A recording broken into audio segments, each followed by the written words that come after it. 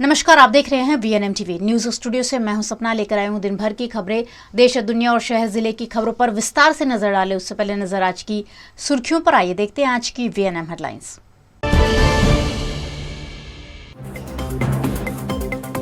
देश में बरकरार रहेगा ईडब्ल्यूएस आरक्षण, केंद्र सरकार के निर्णय पर सुप्रीम कोर्ट ने लगाई मुहर।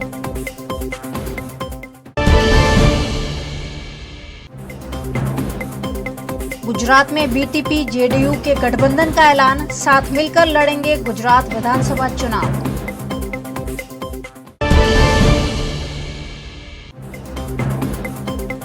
और वडोदरा में आन बान शान के साथ निकली भगवान नरसिंह जी की बारात, उमड़े हजारों श्रद्धालु।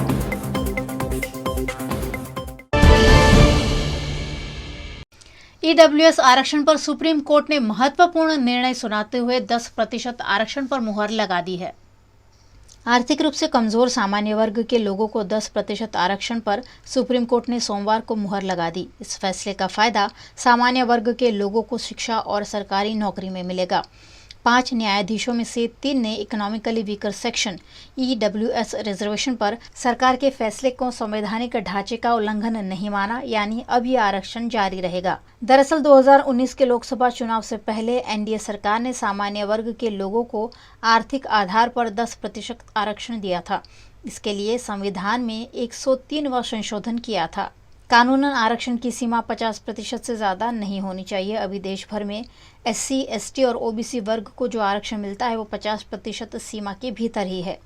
केंद्र सरकार के इस फैसले के खिलाफ सुप्रीम कोर्ट में 40 से ज़्यादा याचिकाएं दायर की गई थी। इस पर सुप्रीम कोर्ट ने 27 सितंबर को अपना फैसला सुरक्षित रखा था।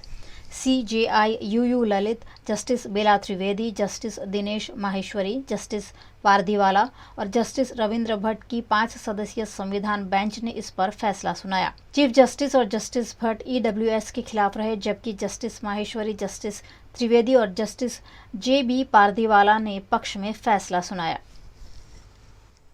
इसके बारे में एनसीपी नेता रेशमा पटेल ने सुप्रीम कोर्ट के निर्णय का स्वागत किया और इसे गुजरात के पाटीदार आंदोलन की जीत बताया। सुप्रीम कोर्ट ने जो ईडब्ल्यूएस पे जो निर्णय दिया है उससे सभी को खूब खूब अभिनंदन देती हूँ, क्योंकि ये अभी हमारे संघर्षों का परिणाम है। जो पाटीदार आंदोलन में हम सबने जो संघर्ष खेड़ा था, बहुत से लोगों पे केस हुए, बहुत से लोगों की जान चली गई और बहुत से लोगों ने इसमें अपने शक्ति और समय का योगदान दिया था। उन सबके परिणाम आज बोलते हैं कि सुप्रीम कोर्ट ने मोहर लगा दी है। जो मोहर लगी है उसको मैं एक ही वाक्य में बोलना चाहूंगी तो बोलूंगी कि सोने में सुगंध डाल दिया गया, उस टाइप का ये निर्णय है। उसको मैं तहे दिल से स्वीकार करती हूँ और सभी लाभार्थियों को इसका बहुत ज्यादा लाभ मिले और ज्यादा से ज्यादा लोगों तक ईडब्ल्यूएस का फायदा मिले, उसमें अवेयरनेस आए, उसके लिए हम आगे का हमारा जो है प्रयास करेंगे। लेकिन ये हमारे संघर्षों का बहुत अच्छा परिणाम है, इसलिए मैं सभी को धन्यवाद देती हूँ, जो संघर्ष के साथी थे उसको और जो लाभार्थी है उसको खूब खूब अभिनंदन देती हूँ। धन्यवाद। गुजरात में आम आदमी पार्टी के साथ गठबंधन तोड़ने के बाद बीटीपी ने जेडीयू के साथ गठबंधन कर लिया है। गुजरात में विधानसभा के चुनाव सर पर है। पिछले दिनों गुजरात की भारतीय ट्राइबल पार्टी ने आम आदमी पार्टी के साथ गठबंधन किया था, जिसे कुछ दिनों बाद तोड़ दिया गया था। अब बीटीपी ने जेडीयू के साथ गठबंधन का ऐलान किया है और आने वाले विधानसभा इलेक्शन में बीजेपी और जेडीयू के साथ मिलकर चुनाव लड़ने का ऐलान किया है। इस मौके पर छोटू वसावा ने अपनी प्रतिक्रिया देते हुए कहा कि जेडीयू से उनका पुराना नाता रहा है। पुराने साथी फिर एक बार इकट्ठे हुए हैं, जो कुछ न कुछ कमाल जरूर करेंगे। આ સમયે જૂના સાથી છીએ અને આ પરિસ્થિતિમાં આ ગુજરાતમાં ગઠબંધન જનતા દળ યુનાઇટેડ હાથે એટલા માટે કરવાનું છે કે કેટલાક ઇસ્યુ એ પણ ત્યાં આગળ એમની સાથે હતા, એટલે એમને ખબર છે આ પાર્ટીને ને એ વધારે અમને હેલ્પ અહીંયા આગળ કરી શકે, એટલે બીટીપી સાથે જે ગઠબંધન અમે કરી રહ્યા છે તો અમે સાથે મળીને આ ચૂંટણી લડવાના છે। એમના જે ઉમેદવારો હશે ત્યાં અમે બી પ્રચાર કરશું, અમે એ લોકોને મદદ કરશું, એ લોકો અમને પણ મદદ કરશે। એ જાતનું આ ગઠબંધન અમારે કરવું પડ્યું છે અને અમે કરીએ છીએ। गुजरात 2022 के चुनाव में बीटीपी के साथ जनता दल यूनाइटेड का गठबंधन हुआ है, जिसका आप लोग विवरण आपको छोटू भाई ने दे दिया है। गुजरात में जेडीयू और बीटीपी गठबंधन से कितनी सीटों पर उम्मीदवार उतारे हैं? हमारा तो सोच है कि 182 सीट पर चुनाव लड़े, देखते हैं। छोटू वसावा के चुनाव नहीं लड़ने की खबरों पर छोटू वसावा ने प्रतिक्रिया देते हुए कहा कि अभी तो वो 100 किलोमीटर दौड़ सके उतने स्वस्थ थे और विधानसभा चुनाव में दावेदारी जरूर करेंगे। એવું કહેવામાં આવી રહ્યું છે કે તમારી તબિયત નાદુર છે અરે હું તમારી સામે બેઠો છું. હા, હમણાં 100 કિલોમીટર ચાલવાનું તો બી ચાલી કાઢો. કોણ કહે છે ખરાબ છે? બીજું એવું પણ કહેવામાં આવી એને રહ્યું છે બતાવી દેવાનું કે આવી રીતના છે, સ્વચ્છ બેઠા છે ત્યાં આગળ. નથી એ શબ્દ કોના છે? બીમાર છે, નથી લડવાના. એટલે આ વખતે છોટુભાઈ ચૂંટણી લડશે. બિલકુલ લડવાના છે, લડાવવાના છે, છોડવાના નથી. કોઈ જગ્યા બાકી નહીં હશે કે જ્યાં અમે નહીં લડતો હોય. આમ આદમી પાર્ટી જે રીતના એ બોગસ પાર્ટી છે આ દેશની અંદર. એ તો પ્રોજેક્ટ કરી છે આરએસએસ વાળાએ. ભાજપને લોકો ચાહતા નથી એટલે બીજા લોકોને સત્તા નહીં મળે એટલા માટે ઉતારેલી પાર્ટી છે. એ લોકોએ સ્વામી વિવેકાનંદ ફાઉન્ડેશન બનાવ્યું, એમાં બધા ભેગા જ છે. તમે એનો ફોટા બી જોઈ લેવ ને. તમે અજીત ડોભાલ છે, રાજનાથ સિંહ છે, બધા જ છે ને સાથે ફાઉન્ડેશનની અંદર. એ કેવી રીતના અલગ હોઈ શકવાના છે? અહીંયા આવીને ઢોંગ કરે છે. वडोदरा में सैकड़ों सालों से पारंपरिक रूप से निकलने वाली भगवान नरसिंह जी की बारात बड़े ही धूमधाम से निकली और सैकड़ों की संख्या में श्रद्धालु इसमें शामिल हुए। वडोदरा के मांडवी के एमजी रोड पर नरसिंह जी की पोल है, जहां अति प्रसिद्ध नरसिंह जी का मंदिर है। इस मंदिर से हर साल देव दिवाली को भगवान नरसिंह जी खुद बारात लेकर तुलसी जी के साथ ब्याह रचाने निकलते हैं। लेकिन कल देव दिवाली के दिन चंद्र ग्रहण होने से एक दिन पहले ही भगवान की शादी का समारोह आयोजित किया गया। 286 साल से निकलने वाली भगवान नरसिंह जी की बारात में सैकड़ों की संख्या में श्रद्धालु शामिल हुए। आज दोपहर 3 बजे भगवान अपनी बारात लेकर तुलसीवाड़ी के लिए निकले। वडोदरा की आन बान शान मानी जाती इस शोभा यात्रा में हजारों की संख्या में लोग शामिल हुए। नरसिंह जी की पोल में रहने वाले लोगों ने पुष्प वर्षा कर अपनी भावना प्रकट की। इस दौरान शादी के गीत गाते हुए लोग बड़ी संख्या में शोभा यात्रा में शामिल हुए। वहीं तरह तरह की झांकियां और वेशभूषा में सज्ज लोग आकर्षण का केंद्र बने।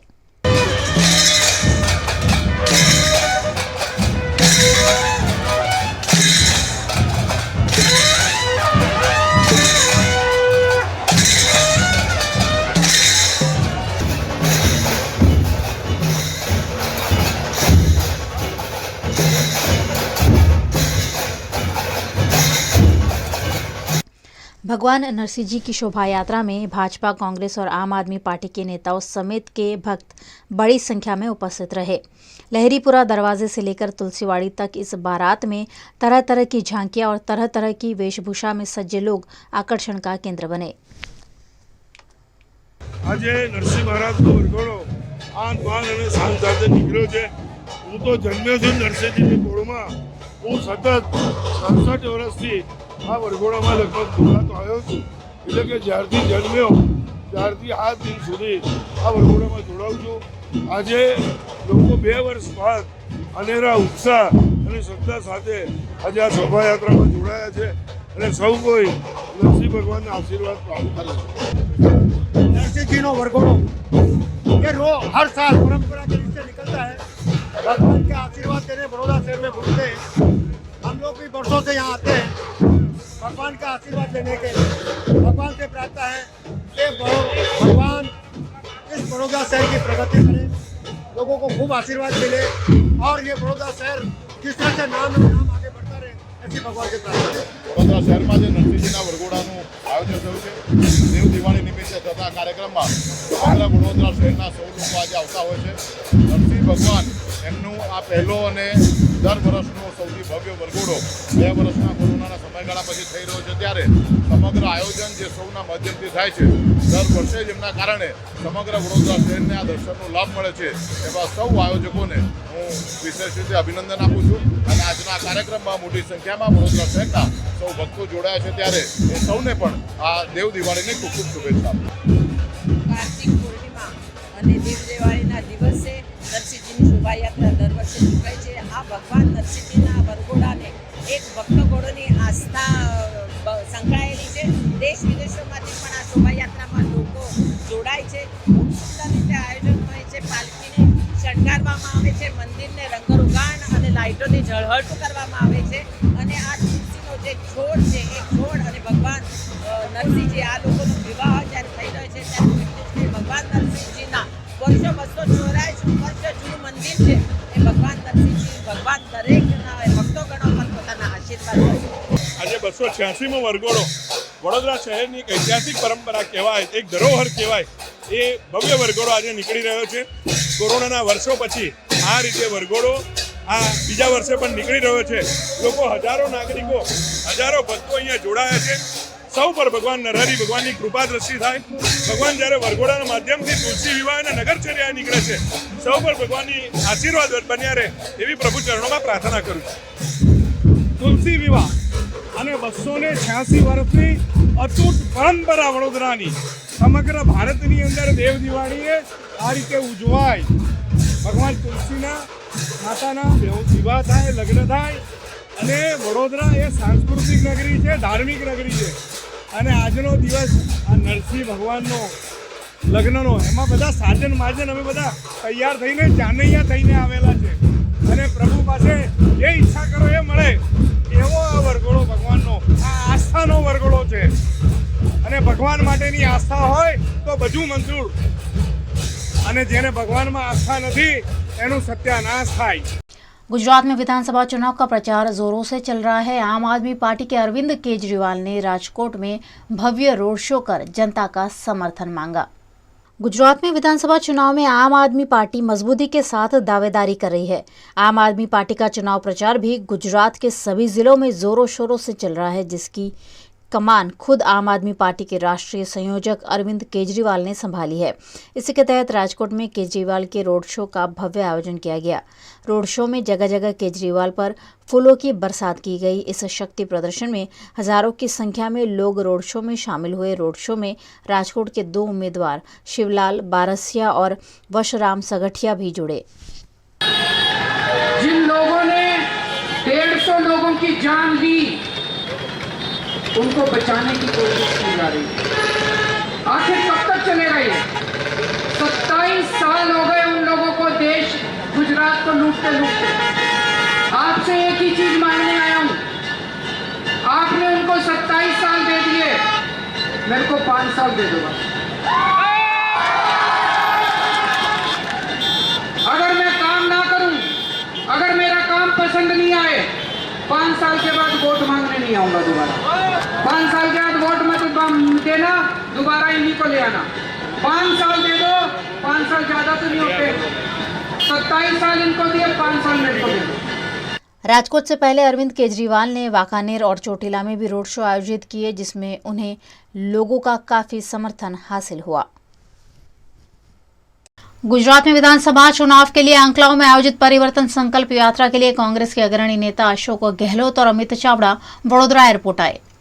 गुजरात में विधानसभा के चुनाव की तारीखों का ऐलान हो गया है, जिसके बाद चुनाव प्रचार को तेजी दे दी गई है। कांग्रेस पार्टी द्वारा गुजरात में परिवर्तन संकल्प यात्रा लगातार आयोजित की जा रही है।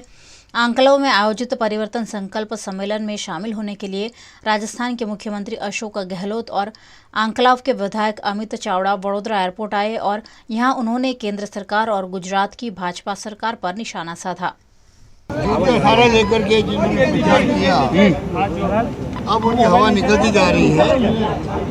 उन्होंने अपना उम्मीदवार घोषित किया, उसके बाद में उनकी हवा निकल गई है। प्रचार के माध्यम से वो राजनीति कर रहे हैं पूरे देश के अंदर। दिल्ली में हालात बहुत गंभीर हो गए हैं। दिल्ली का प्रदूषण जो है भयंकर, लोगों में आक्रोश है वहाँ पे। पंजाब गवर्नमेंट की फेल हो चुकी है और केजरीवाल जी मीडिया के माध्यम से जिस प्रकार से अपना प्रचार कर रहे हैं, अब उसमें भी दम कम होता जा रहा है। अभी उम्मीदवार घोषित किया, उसके बाद और हालत खराब हो गई है। हमें दावे के साथ कह सकते हैं कि गांव के अंदर आज भी कांग्रेस का वो एजेंडा जो पहले था।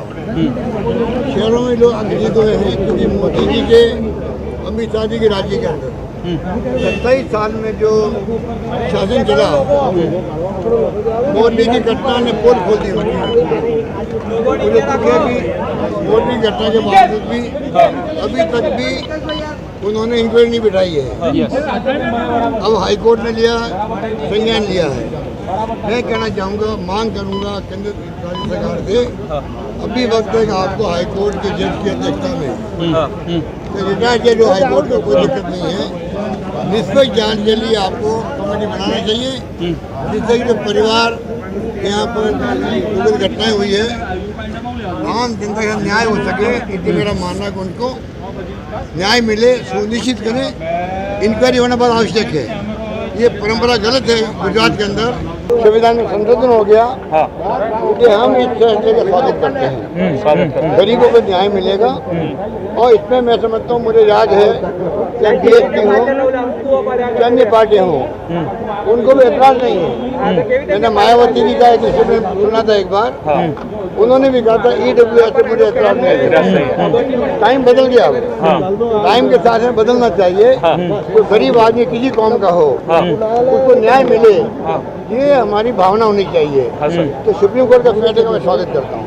EWS में सुप्रीम कोर्टનો જે ચુકાદો ઓબ્ઝર્વેશન આવ્યું છે, ગુજરાતમાં પણ જ્યારે આ જ રીતે આંદોલનો થયા અને એ વખતે પણ કોંગ્રેસનું સ્ટેન્ડ ખૂબ સ્પષ્ટ હતું કે SC ST OBC સમાજની જે હાલની 49% અનામતની વ્યવસ્થા છે, એ વ્યવસ્થાને સહેજ પણ ફેરફાર કર્યા સિવાય SC ST OBC ને મળતી અનામતમાં થોડો પણ ફેરફાર કર્યા સિવાય જે સવર્ણ વર્ગના આર્થિક પછાત પરિવારો છે એના માટે જે પણ વ્યવસ્થા કરવાની થાય એ સરકાર કરે, એમાં કોંગ્રેસ પક્ષનું સમર્થન હશે।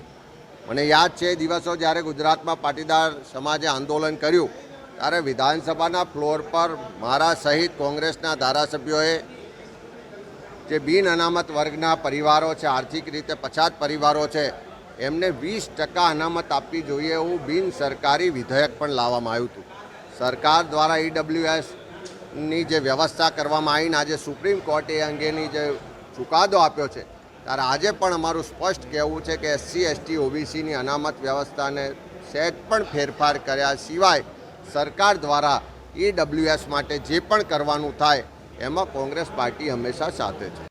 VNM न्यूज में वक्त हो चला एक छोटे से अंतराल का, कहीं जाइएगा नहीं, ब्रेक के उस पार खास खबरें अभी और भी हैं। भारत ले रहा है इलेक्ट्रिक अंगड़ाई। क्यों ना हम साथ चले, साथ चले, साथ बढ़े, साथ बढ़े, देश मेरे, देश मेरे, देश को ले जाए नई दिशा की ओर। आपका जॉय, भारत का जॉय।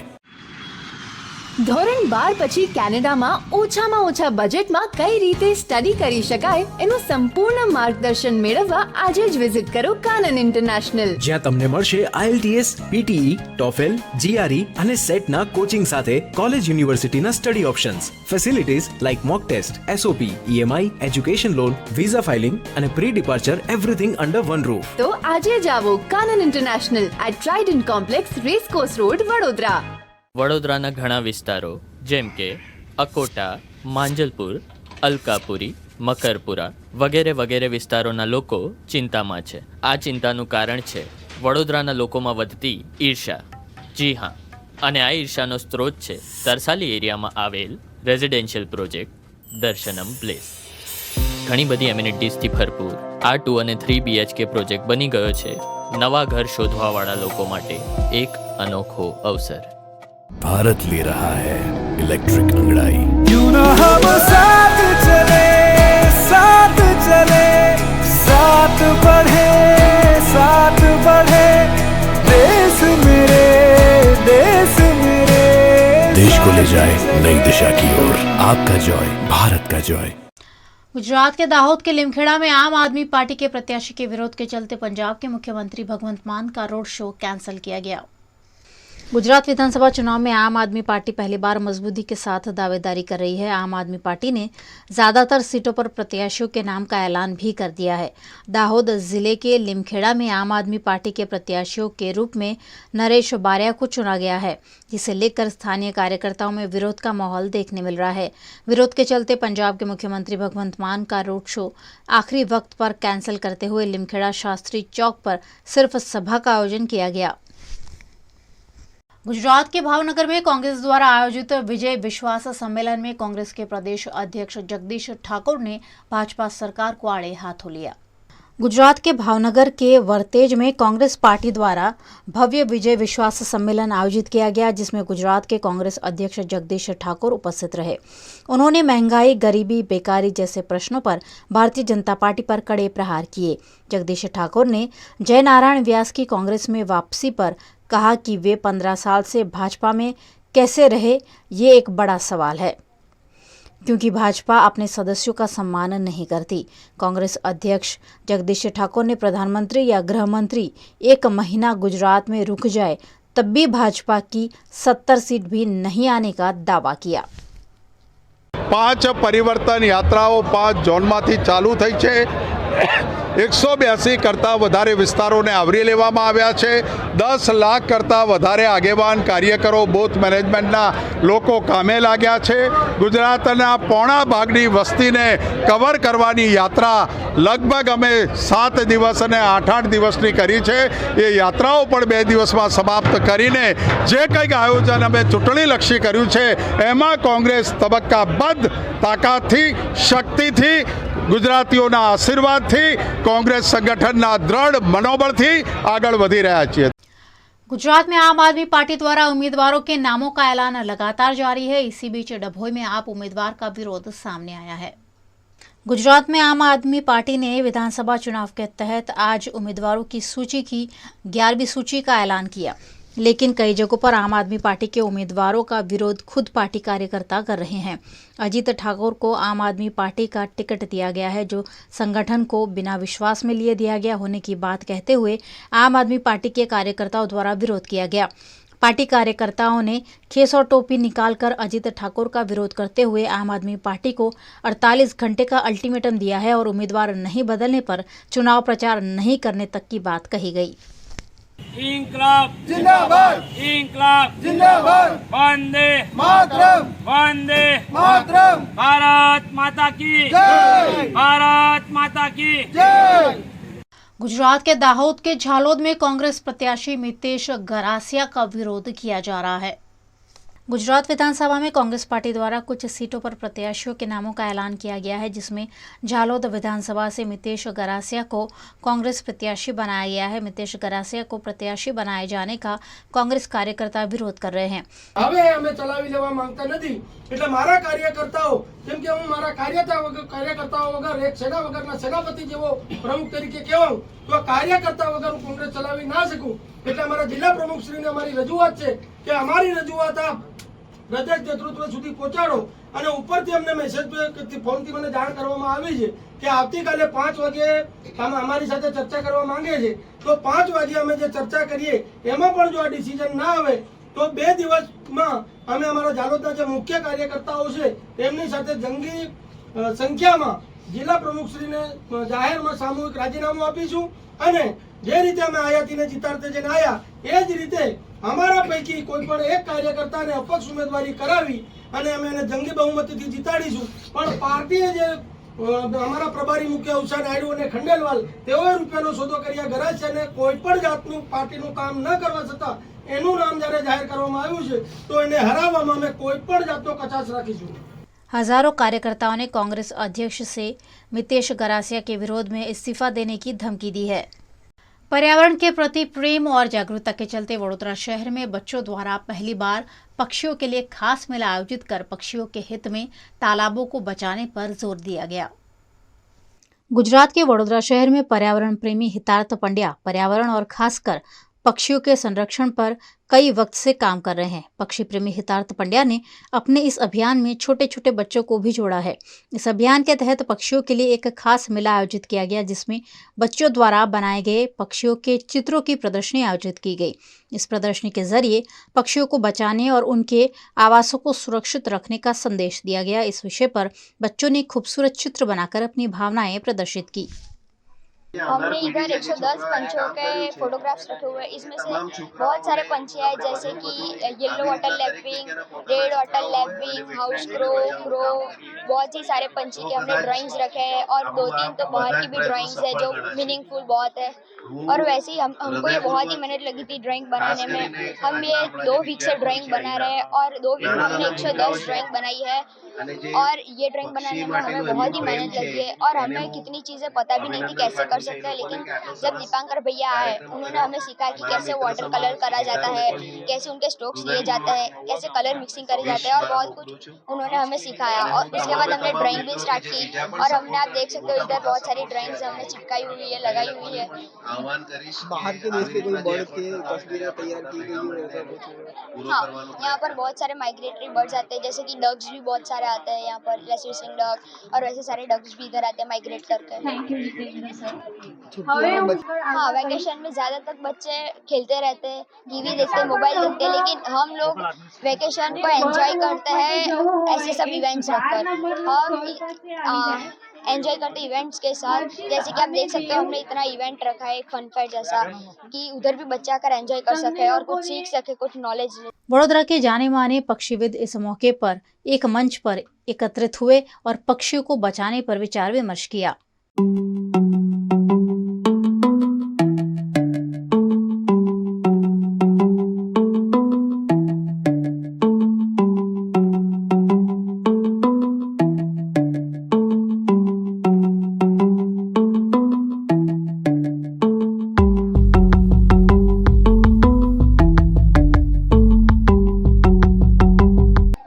बड़ौदा बर्ड फेस्टिवल जो है वो बच्चों द्वारा आयोजित किया है और बच्चों ने ही इसमें सब कुछ किया है। ये फेस्टिवल के पीछे का जो उद्देश्य वो है कि हमारे आसपास के जो पंछी है उनको हम जाने पहचाने और उनको बचाने के लिए हम छोटा लेकिन एक कदम उठाए। बच्चों ने पिछले 4 साल से ये जो तालाब है उसको बचाने के लिए बहुत कुछ किया है।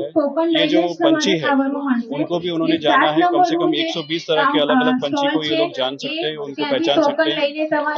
ज्यादातर ये होता है कि वेकेशन में बच्चे जो होते हैं वो वेकेशन मनाते हैं, लेकिन इन बच्चों ने वेकेशन मनाने की जगह पे, छुट्टियों पे जाने की जगह पे उन्होंने ये पूरे मेले का जो तैयारी है वो उन्होंने की। तो कम से कम 120 उन्होंने पेंटिंग बनाई है और ड्राइंग्स भी बनाए हैं, फोटोग्राफी एग्जीबिशन भी किया है और साथ साथ में उनके परफॉर्मेंसेस भी उन्होंने किए। तो एक सराहनीय कदम बच्चों ने लिया है और यही मेरे ख्याल से बड़ौदा में जितने भी तालाब है, जितने भी हमारे छोटे बच्चे उनको लेके ये मुहिम चलनी चाहिए। आज कम से कम 100 जितने पेंटिंग यहाँ पे रखे गए हैं।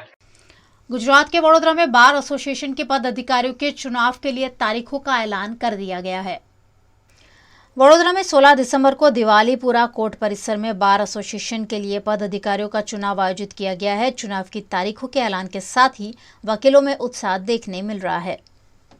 देखो, बार काउंसिल ऑफ गुजरात के सभी जो वकील मंडल है उसकी मातृ संस्था है और BCG मतलब बार काउंसिल ऑफ गुजरात से ये जाहिरात हुई है कि 16 दिसंबर को सभी एसोसिएशन को चुटनी अपनी कर लेनी चाहिए। जहाँ पर 2 साल की चुटनी है उनको कोई ज़रूरी चिंता करने की ज़रूरत नहीं है, मगर जहाँ 1 साल के लिए चुटनी है या फिर जो एसोसिएशन ने 2 साल का नक्की किया है, तय किया है या कुछ ठहराव किया है, उनके लिए ये कार्यक्रम जाहिर किया है बार काउंसिल ऑफ गुजरात ने और सभी बार एसोसिएशन को उसका लेटर भी भेजा गया है। उसके मुताबिक हमें bar association, Baroda bar association को भी काम करना है। गुजराती फिल्म चबूतरो सिनेमाघरों में रिलीज हो चुकी है। फिल्म के अभिनेता रौनक कामदार और अभिनेत्री अंजलि बारोट प्रचार के लिए VNM TV से रूबरू हुए। गुजराती फिल्म इंडस्ट्री दिन ब दिन खूबसूरत विषयों के साथ फिल्में बना रही है। गुजराती फिल्म चबूतरो हाल ही में सिनेमाघरों में रिलीज हुई है, जिसमें रौनक कामदार अभिनेता और अंजलि बारोट अभिनेत्री के रूप में अपने किरदार निभा रहे हैं। हीरो हीरोइन रौनक कामदार और अंजलि बारोट अपनी फिल्म के प्रचार के लिए वडोदरा आए और यहाँ उन्होंने VNM TV से इसके बारे में बातचीत की। मेरी नई फिल्म चबूतरो रिलीज हो चुकी है सिनेमाघरों में, तो प्लीज़ अपने दोस्तों को, अपने परिवारजनों को, सबको लेके जाइए और ये फिल्म ज़रूर देखिए। ये फिल्म एक ऐसे इंसान की कहानी है जो अमेरिका में रहता है और अपने रहने का ठिकाना खोज रहा है और कैसे उसको वो सफ़र वापस अपने घर लेके आता है और उसके बाद उसके साथ क्या होता है, इस बारे में ये फिल्म है। मुझे यकीन है कि आप में से बहुत लोगों की ये कहानी होगी और आप में से बहुत लोग इससे रिलेट कर पाएंगे। तो प्लीज़ ज़रूर देखिए थिएटर्स में और सोशल मीडिया पर और बुक माई शो IMDb पर इसको रिव्यू करिए, रेट कीजिए, हमें टैग कीजिए, रिव्यूज़ लिखिए, तो हमें पता चलेगा कि आपको फिल्म कैसी लगी। मैं वडोदरा आई हूँ मेरी फिल्म के प्रमोशन के लिए और मैं बहुत ज़्यादा एक्साइटेड हूँ क्योंकि मेरे फादर वडोदरा से हैं, तो यहाँ पे मैंने समर वेकेशन में बहुत टाइम बताया है। तो मैं बस वडोदरा के लोगों से ये कहना चाहती हूँ कि प्लीज़ हमारी पिक्चर जाके देखिए थिएटर में। हमने एक बहुत प्यारी फिल्म बनाने की कोशिश की है और हम श्योर हैं कि जब आप थिएटर से बाहर निकलोगे तो आपके चेहरे पे एक मुस्कान तो होगी। तो प्लीज़ जाकर अपनी फैमिली फ्रेंड्स के साथ हमारी मूवी देखें। तो फिल्म जैसे आप देखेंगे कि विराज का जो कैरेक्टर है वो US की लाइफ से बहुत ऑब्सेस्ड है, उसे वहाँ रहना बहुत पसंद है।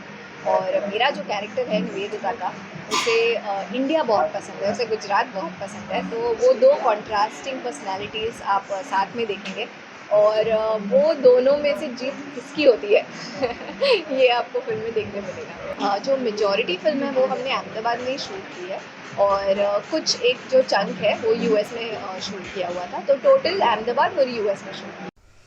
गुजरात के दाहोद के लिमखेड़ा में ठाकर मंदिर के प्राण प्रतिष्ठा महोत्सव में आयोजित लोक डायरे में लोक गायिका गीता रबारी ने रंगत जमाई। दाहोद के लिमखेड़ा के मोटा हाथीदरा में भव्य श्री ठाकर मंदिर बनाया गया है। इस मंदिर का प्राण प्रतिष्ठा महोत्सव भव्य रूप से आयोजित किया गया। 3 दिवसीय प्राण प्रतिष्ठा महोत्सव के उपलक्ष्य में आयोजित लोक डायरे में लोक गायिका गीता रबारी ने लोक गीतों की रंगत जमाई, जिसे सुनने और गीता रबारी को देखने के लिए हजारों की संख्या में लोग मौके पर उमड़ पड़े।